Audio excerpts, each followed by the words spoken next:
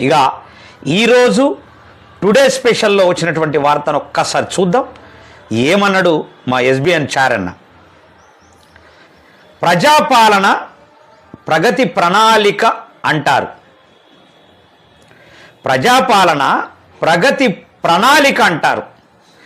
ప్రజల కోసం అని గట్టిగా చెప్పుకుంటారు. సభల మీద మాటల మోత మోగుతుంది. మైకుల ముందర గొప్పలు గగనాన్ని తాకుతాయి.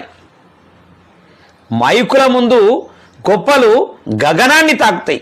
కానీ నేల మీద నిజం మాత్రం నిశ్శబ్దంగా ఏడుస్తున్నది. గ్రామాల్లో సమస్యలు పాత గాయాల్లా మిగిలిపోయాయి.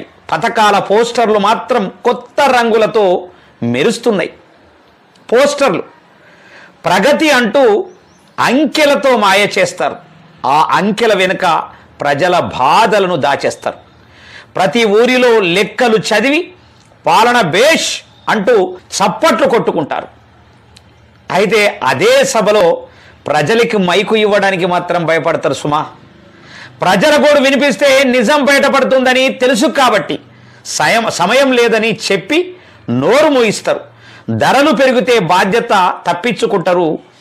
ప్రశంసలు వస్తే మాత్రం కీర్తి తమకే అంటి పెట్టుకుంటారు.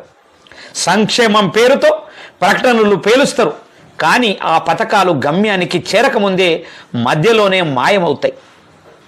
ప్రజలే యజమానులు అని నినాదాలు చేస్తారు. కానీ ప్రశ్నించే హక్కు మాత్రం ఇవ్వరు.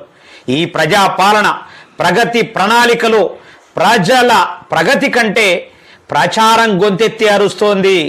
నిజమైన పాలన కంటే నాటకం ఎక్కువగా నడుస్తోంది.